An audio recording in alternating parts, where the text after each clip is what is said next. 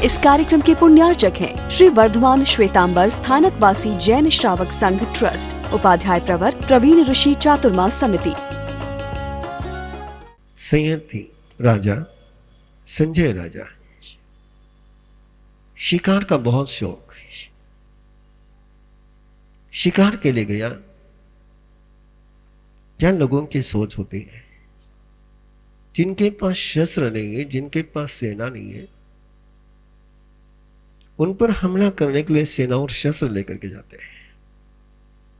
और ऐसे ही वो संजय राजा अपने साथ पूरी सेना लेकर के शिकार करने के लिए गया। घोड़े पर सवार था, तीर चला, निशाने पर गया, लेकिन तीर लगने के बाद भी शिकार रुकी नहीं। एक हिरन को तीर लगा था और तीर लगने के बाद भी हिरन रुका नहीं, दौड़ता ही चला गया, दौड़ता ही चला गया। न जाने क्या उसका अनुबंध था, न जाने उस हिरन का क्या सौभाग्य था। काश हम सबका सौभाग्य ऐसा हो जाए। तीर लगने के बाद भी वो गिरा नहीं, दौड़ता चला गया। वहां जाकर के गिरा, वहां जाकर के पलके मूंदी, जहां गर्दभानी आचार्य ध्यान की साधना में तन्मय थे। सांस छूटी तो तब छूटी जब सामने एक योगी था। इस सौभाग्य यदि हम सबको मिल जाए, जब अंतिम सांस छूटे तो सामने कोई योगी हो, कोई संत हो, कोई परमात्मा हो। राजा शिकारी की खोज करते करते वहां पहुंचा, जहां हिरन गिर पड़ा था। अपने शिकार को देखा योगी के चरणों में। कैसा योगी का आभामंडल होता है, कैसे एक संत की ओरा होती है, और कैसे एक राजा की संवेदनशीलता होती है। याद दिलाऊं आपको द्वारिका नगरी की, यादव कुमारों की। वे भी योगी के सानिध्य में गए थे, वे भी तपस्वी के सानिध्य में गए थे, लेकिन योगी की शक्ति को महसूस करने की क्षमता खोकर के गए थे। शराब पीकर के गए थे, नशे में मस्त होकर के गए थे। तो ऋषि के पास जाकर के आराधना करने के बजाय उनको प्रताड़ित करने की, उनको विराधना करने का सोच बन गया। जिंदगी में ऐसा ही होता है। जब हम एडिक्शन में जाते हैं, जब हम बेहोशी में जाते हैं, जब हम नशा करते हैं, तो आराधना के पलों में भी विराधना का गुनाह कर जाते हैं। और जब नशा नहीं होता है, जब बेहोशी नहीं होती है, तो विराधना के पलों में भी आराधना का जन्म हो जाता है। शिकारी बनकर गया था, शिकार को लेने के लिए गया था, लेकिन नशे में नहीं था, होश में था। और होश जिसके पास होता है, होश जिसके पास होता नहीं, उसका न दिल काम करता है, न दिमाग काम करता है। राजा ने देखा है, अरे योगी के शरण में जिसको मरण मिली है, योगी की इस पर कृपा है, और जो योगी का कृपा पात्र है, उसने मैंने स्वीकार करी है, तो मैं योगी की कृपा का, कोप का पात्र बन जाऊंगा। और एक बार योगी गुस्सा कर ले तो कोई नहीं बचा सकेगा। दर्पण ऋषि के गुस्से से कोई नहीं बचा सका। राजा घोड़े से नीचे उतरा है, उसके लगा कि इनका गुस्सा शुरू हो जाए, उसके पहले क्षमा मांग लो। उसने वंदन किया, उसने प्रणाम किया, उसने नमस्कार किया और बहुत करुण स्वरों में कहा, मुझे क्षमा करो। लेकिन गर्दभानी आचार्य धर्म ध्यान के आश्रित होकर के ध्यान में डूबे हुए थे। उन्होंने कोई जवाब नहीं दिया। जवाब नहीं मिला तो राजा भयभीत ज्यादा हो गया, उद्वेग हो गया, डर गया। मुझे क्षमा नहीं मिल रही है, मुझे माफी नहीं मिल रही है। बंधु, कभी तुम्हें माफी नहीं मिले तो तड़पना, उस तड़पन में से ही वरदान जन्मेंगे। राजा तड़पा, बेचैन हो गया, परेशान हो गया और परेशान होकर के कहा कि मैं संजय नाम का हूं, मैं राजा हूं, मेरे से गुनाह हो गया, मेरे से गलती हो गई, मेरे अपराध के लिए आप मुझे क्षमा करो। आपका गुस्सा मैं झेल नहीं पाऊंगा, मेरे अपराध को क्षमा करो। गर्दभाली आचार्य ने अपना ध्यान खोला, आंख खोली। क्या राजा का सौभाग्य होगा ना, ध्यान साधना के बाद खुली हुई आंख की नजर राजा पर पहुंची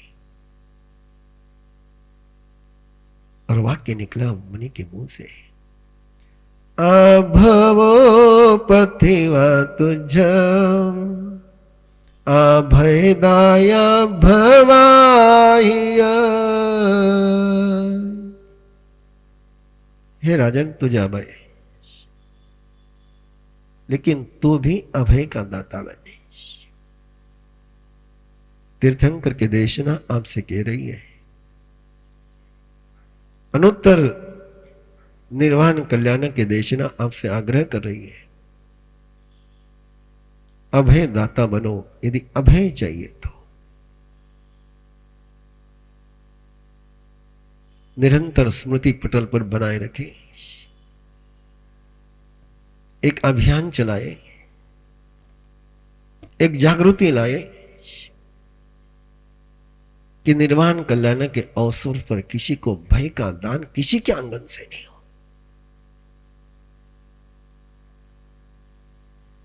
आतिशबाजी नहीं हो, पटाखे न फूटे। आपने कभी उन पटाखों की आवाज में सुना नहीं होगा, देखा नहीं होगा। मैं देखता हूं, मैं सुनता हूं कि जब पटाखे फूटते हैं, पेड़ पर बैठे हुए पंछी कैसे डर करके भागते, कैसे भयभीत होते। क्या आपको लगता है कि वो पंछी उस समय दुआ देंगे? और जो किसी नींद में बैठे हुए, आराम से बैठे हुए हैं, उन पंछियों को ऐसा डराना, भयभीत करना है।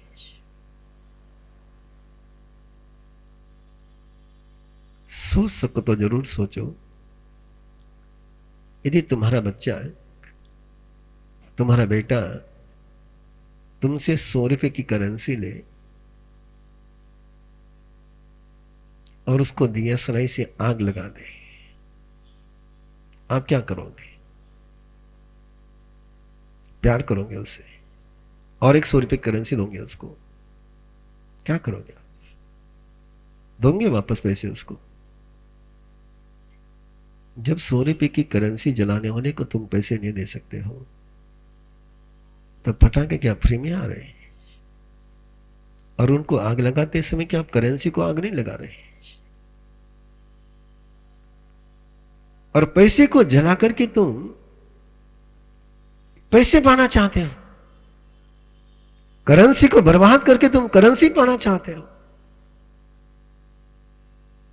पानी को बर्बाद करके तुम पानी चाहते हो, कृपा को बर्बाद करके तुम कृपा पाना चाहते हो, अन्न को बर्बाद करके तुम अन्न पाना चाहते हो। Is it possible? ये सोच केवल तुम्हारे पास न आए। तुम्हारे पड़ोस में चाहे जिसका घर हो, तुम्हारे दुकान के पड़ोस में चाहे जिसकी दुकान हो, एक अभियान चलाइए अभय देने का। एक प्रण करिए कि इस बार जोधपुर में आतिशबाजी न हो।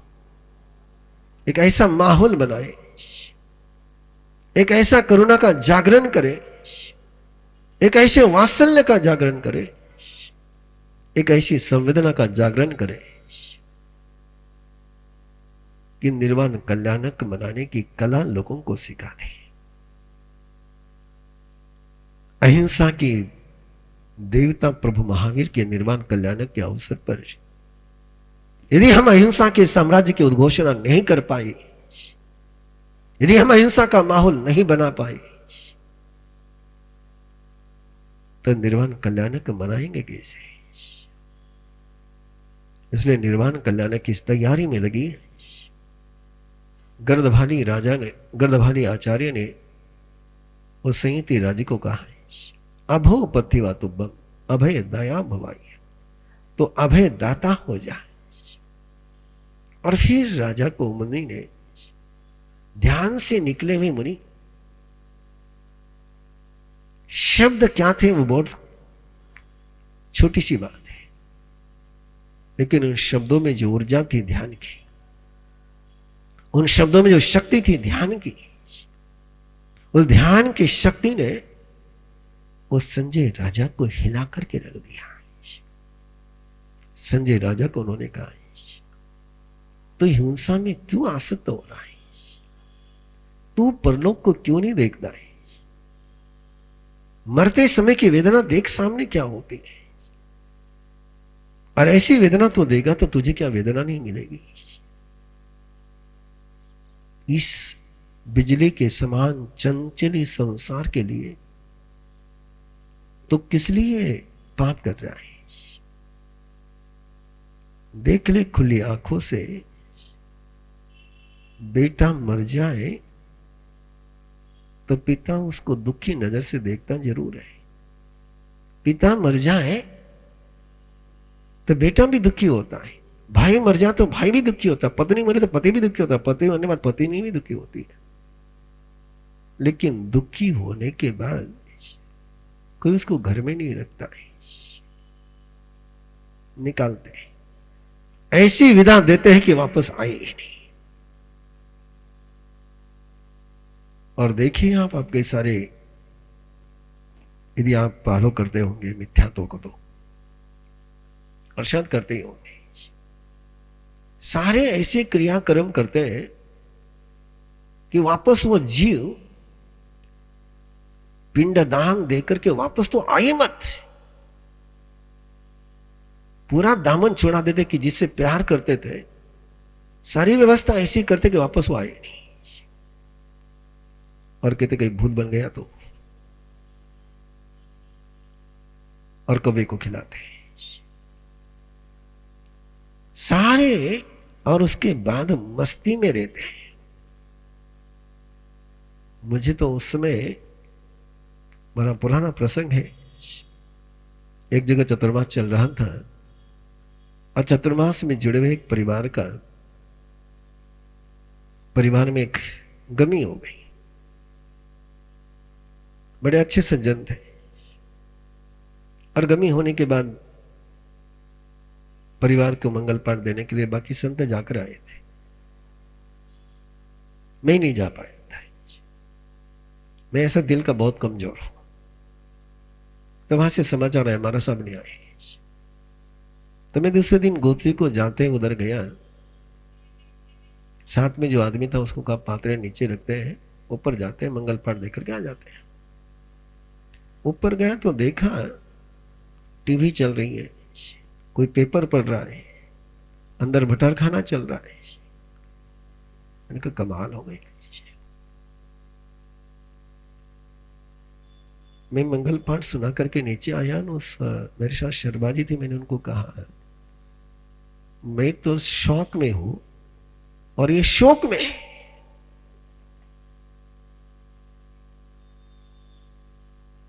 और यही गर्दभले आचार्य ने राजा को कहा है कि किसी के मरने के बाद थोड़े दिन तक तो रहते हैं, बाद में जो बचा हुआ उसके बल पर दूसरे के साथ क्रीड़ा करते हैं, मस्ती मनाते हैं, बड़े आराम से मस्ती मनाते हैं। किसके पीछे तो डूबला बने, छोड़ इसको। और वो संजय नाम से संजय था, लेकिन कैरेक्टर से संजय हो गया, कैरेक्टर से संयति हो गया। उसने अपने गुरु के पास रहते हुए आचरण सीखा, विद्या सीखी, कैसे प्रसन्न रहना ये सीखा, कैसे खुश रहना ये सीखा, कौन सी क्रिया करनी और कौन सी क्रिया नहीं करनी इसका विवेक उसके पास आ गया। और फिर गर्दभानी आचार्य के आशीर्वाद लेकर के वो विचरण करने लग गया। ऐसे विचरण करते समय उसको सामने से एक योगी मिला। उस योगी ने उसको देखा और देख करके उस योगी को लगा क्या प्रसन्न है, जहां ते दिशई रूपम प्रसन्नम ते तहा मनो। तुम्हारा रूप जैसा दिस रहा है वैसे तुम्हारा मन भी प्रसन्न है। तुम इतने प्रसन्न कैसे हो? तुम्हारा रूप भी अच्छा है, तुम्हारा मन भी प्रसन्न नजर आ रहा है। ये सारा तुमने कहां से सीखा? कहम पणियरसी बुद्धे किम नाम किम गोते कसठाए व मारे कहम पणियरसी बुद्धे कहा विने इति उच्च। क्या नाम है तुम्हारा, क्या गोत्र है तुम्हारा, किस लिए तुम ब्राह्मण बने, किस लिए तुम योगी बने? इस कार्यक्रम के पुण्यार्चक हैं श्री वर्धमान श्वेतांबर स्थानकवासी जैन श्रावक संघ ट्रस्ट, उपाध्याय प्रवर प्रवीण ऋषि चातुर्मास समिति, महावीर भवन इंदौर।